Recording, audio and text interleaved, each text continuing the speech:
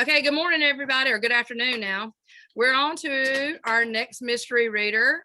Thank y'all for waiting. We had a little bit of technical difficulty, but we got our reader this time. We didn't lose them. So without further ado, I'm going to let him introduce himself and he'll tell you about himself, and he's going to read a book. And here he is, mystery reader. You ready? Who could it be? Drum roll. There you go. Hey guys, my name is Chris Jackson. I'm the head baseball coach here at Gulf Shores High School. And I'm here today to read one of my favorite books that my mother read to me growing up is The Little Engine That Could by Whitey Piper. Hey, Coach Jax, hold that back up and let me take a picture of your book, okay? Yes, 1, 2. Okay, I got some good ones. Thank you. Miss Altmaier, can the kids sit on the side of Yes, whatever he wants. Come on. Quickly, sit on the side of Daddy so you get the picture. Is there another one coming? Yeah. Oh, yeah. Get it. Okay, 1, 2. Aw, that is so perfect. I think y'all have had your picture made before. All right, guys, like I said, listen, be good Good listeners. job.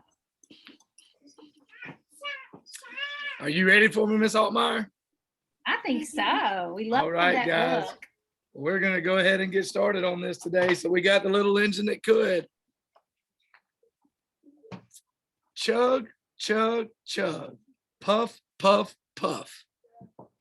Ding dong, ding dong. The little train rumbled all over the tracks.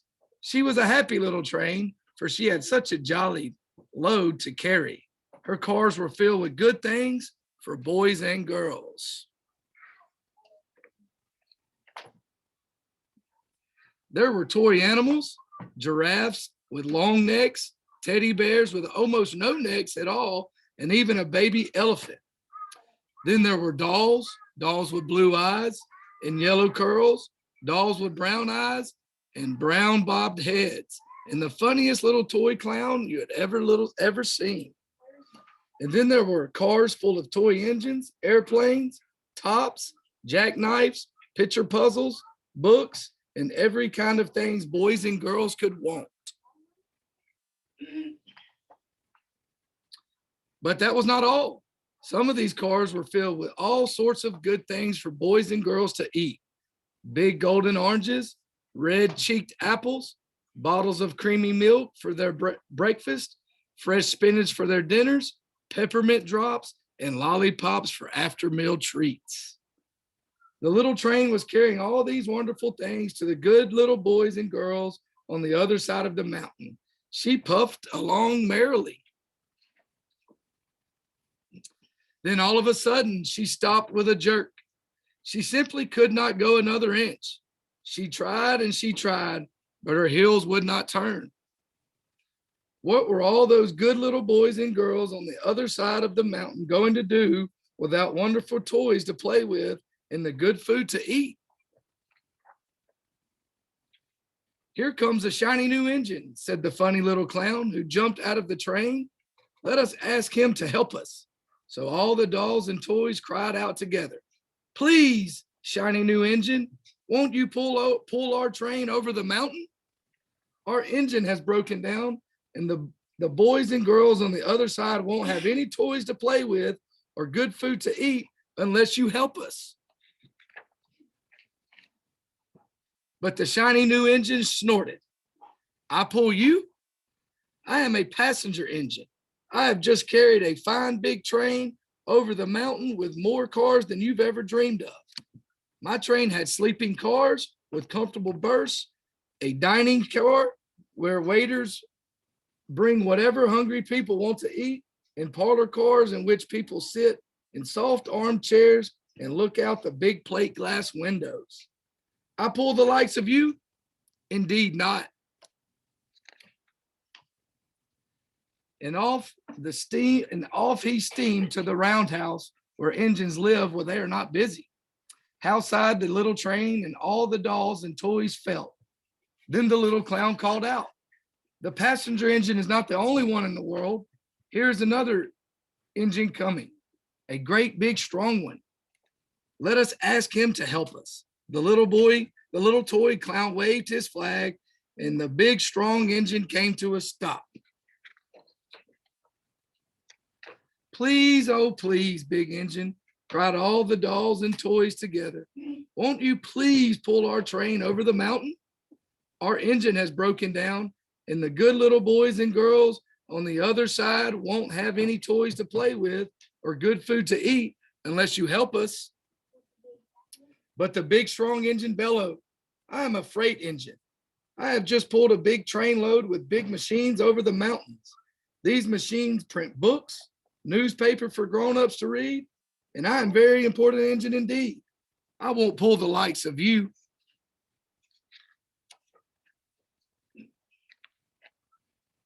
And the freight engine puffed off in diligently to the roundhouse. The little train and all the dolls and toys were very sad. Cheer up, cried the little toy clown. The freight engine is not the only one in the world. Here comes another. He looks very old and tired, but our train is so little, perhaps he can help us.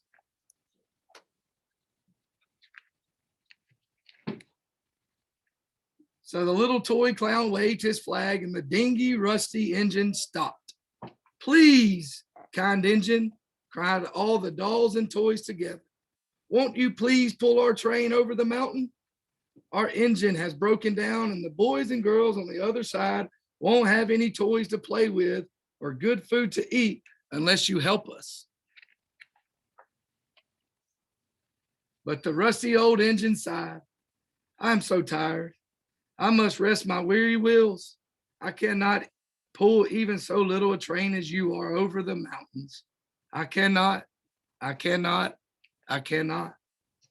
And off he rumbled to the roundhouse chugging. I cannot.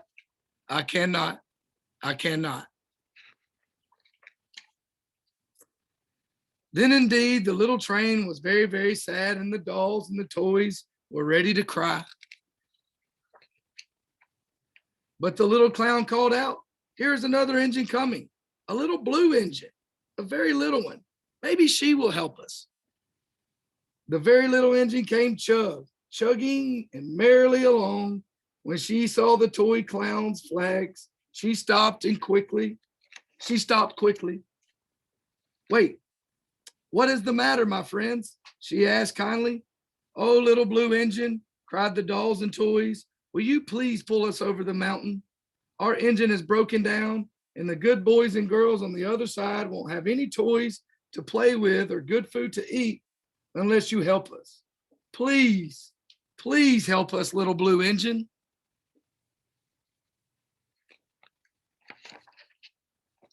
I'm not very big, said the little blue engine. They use me for switching trains in the yard. I have never been over the mountain. But we must get over the mountain before the children awake, said all the dolls and the toys. The very little engine looked up and saw the tears in the doll's eyes, and she thought of the good little boys and girls on the other side of the mountain who would not have any toys or good food unless she helped. Then she said, I think I can. And she hitched herself up to the little train. She tugged and pulled and pulled and tugged, and slowly they started off. The toy clown jumped aboard. All the dolls and the toys, animals began to smile and cheer. Puff, puff, chug, chug went the little blue engine. I think I can. I think I can. I think I can. I think I can. I think I can. I think I can. I think I can. I think I can. I think I can. Up, up, faster and faster and faster, the little blue engine climbed until at last they reached the top of the mountain. Down the valley lay the city. Hooray, hooray, cried the funny little clown and all the dolls and toys. The good little boys and girls in the city will be happy because you helped us, kind little blue engine. And the little blue engine smiled and seemed to say as she puffed steadily down the mountain, I thought I could. I thought I could. I thought I could. I thought I could. I thought I could. I thought I could. The end. Thank y'all so much for letting me do that. Do you have time for a few questions? I do. We are actually on a road trip. We are leaving to go to Mobile here in about 1 hour. So my players just got out of school and we're getting ready for a 3-day road trip to Mississippi. Oh, how many games will you play in that 3 days? We're going to just play 3 this time. We've got Alma Bryant tonight, and then we got Ocean Springs High School tomorrow and St. Martin on Saturday. And then That's we're coming. awesome. So did I tell y'all that the Gulf Shores High School Dolphins are number 8 in the state? Yes, that's amazing. impressive. Yeah. Thank y'all. And it's all, Coach Jackson, what year are you with us? This is my 5th year as the head baseball coach. Isn't that awesome? We got some baseball players in here? There you go. Yeah. Get them hands high. Yeah.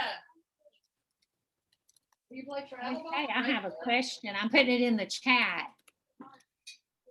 In the chat It should be at the little box. at the bottom. Yes. How would I explain perseverance to the kids? That's actually one of our core values in our baseball program. I relate a lot of things to sports, obviously. And with our size school, we play a lot of bigger schools. We play a lot of schools that have 25, 26 kids in the dugout, and we've got 14 or 15 every game. And when we get down, we talk about this word a lot. We talk about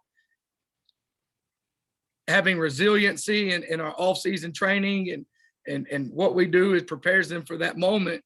And when we're down and we're behind, we revert back to the word perseverance a lot as not ever giving up, always believing in yourself, always believing there's more that you can do than you realize you can do. And this is a word that we relate in our baseball program on a daily basis. And our community shows a lot of perseverance, especially after the storm that we had this past fall, and seeing us all come together as one. And we just have a lot of perseverance in our community, and just believing that you can do more than what your mind thinks you can do. Yeah, that's great. That's a great book for that. I think I can. And I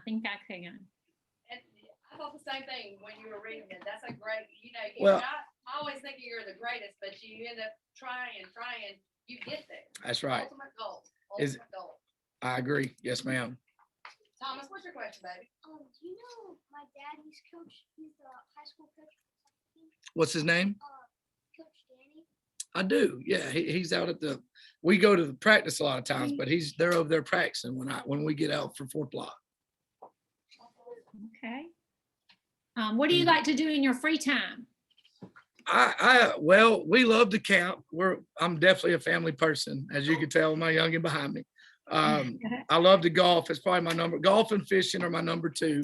But our free time is spent with whether it's with my parents or my brother and my little ones, our family. We like to camp and we love to travel. That's probably our main hobbies outside of baseball. January through May are our baseball season. And so we get kind of locked in during this time of year.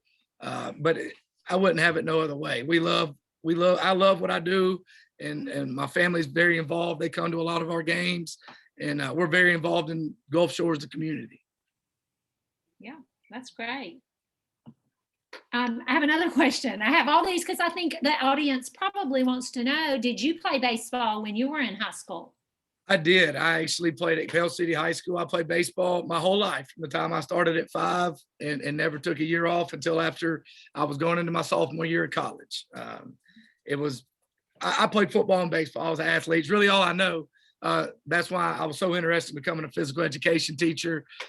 It really kind of I didn't choose it out of high school. It kind of chose me as I got away from the game in my early 20s. And then I came back to it, and it's been in my life for the last 12 years. And I absolutely love, not a day I wake up and go to work do I dread not going to work. I absolutely love what I do.